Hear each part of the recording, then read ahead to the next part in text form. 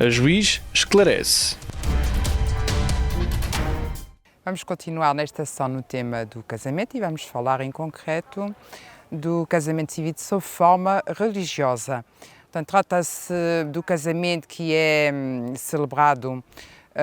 por ministro de culto ou de comunidade religiosa radicada em Portugal. Portanto, o ministro do culto deverá ser ou português ou sendo estrangeiro e não residente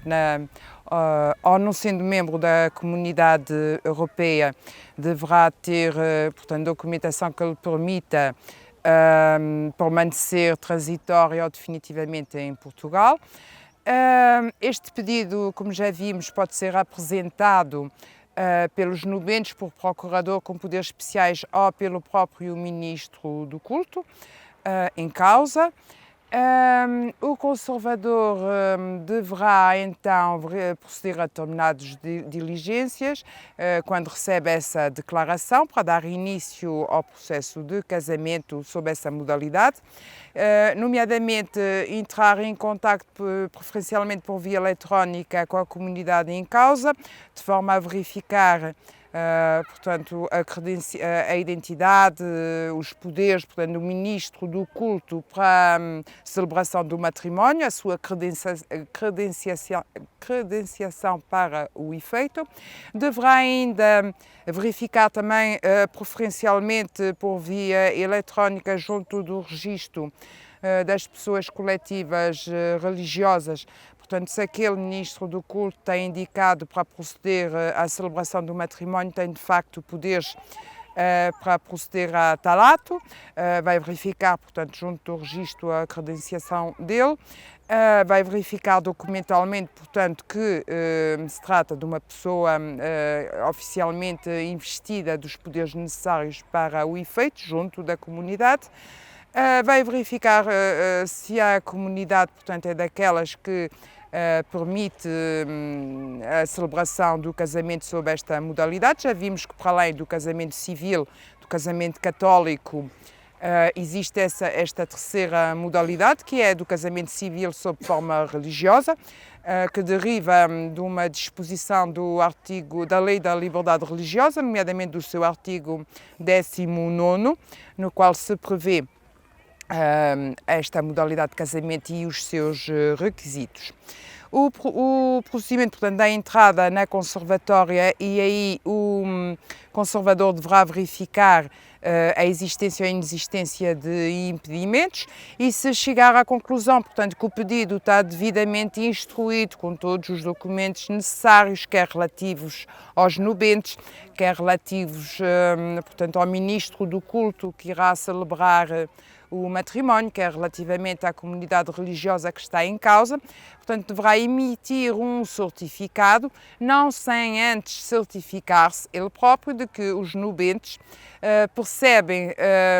portanto, têm noção do que é o casamento, têm noção, portanto, dos deveres que dele emergem, têm noção do que é a capacidade matrimonial e que têm noção que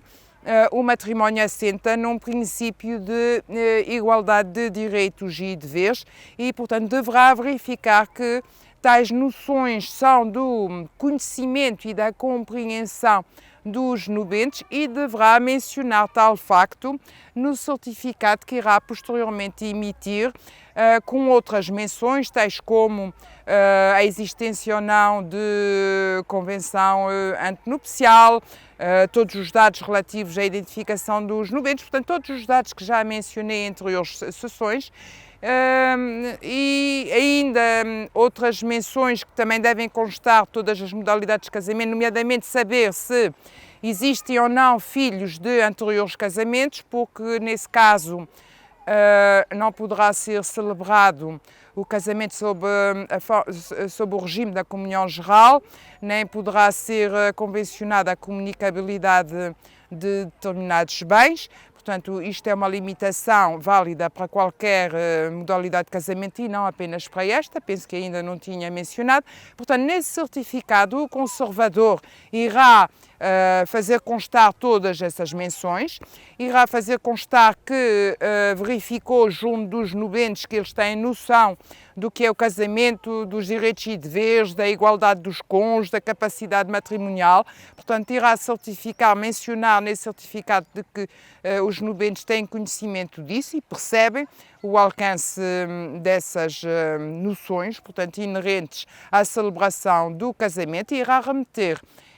esse certificado ao ministro do culto responsável pela celebração do matrimónio. Depois de celebrado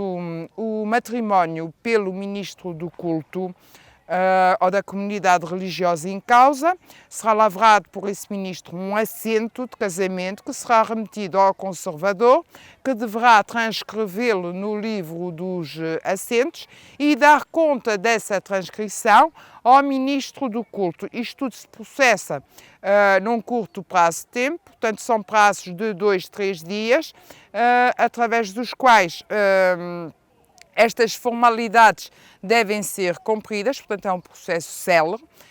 Logo que seja remetido pelo Ministro do Culto o assento, a transcrição no registro civil deve ser célere e a comunicação ao Ministro do Culto de que essa transcrição já está efetuada também deve ser rapidamente levada a cabo. Tenho aqui a mencionar que se acontecer que no âmbito desta modalidade de casamento ou de qualquer outro se verificar que dos documentos do registro não consta qualquer menção que deveria constar dos mesmos, por exemplo, o óbito do cônjuge anterior, portanto, vamos imaginar que um cônjuge, um dos nubentes já esteve casado, mas por qualquer motivo não se encontra transcrito, portanto, a dissolução por morte, não se encontra mencionada a dissolução do casamento por morte do outro cônjuge. Isso não irá impedir o casamento, o que deverá acontecer é que o conservador deverá suscitar, quer nesta modalidade, quer em qualquer outra, o processo de casamento, suprir a falta de menção que está em causa, portanto, se for o óbito do anterior cônjuge, deverá suprir essa falta e, logo que suprido essa omissão, dar prosseguimento, portanto, ao processo do casamento. Isto vale quer para esta modalidade, quer para as restantes. Penso que relativamente ao casamento civil sob forma religiosa dei conta dos passos mais relevantes. Oxalá tenha sido clara. Bem-aja pela atenção.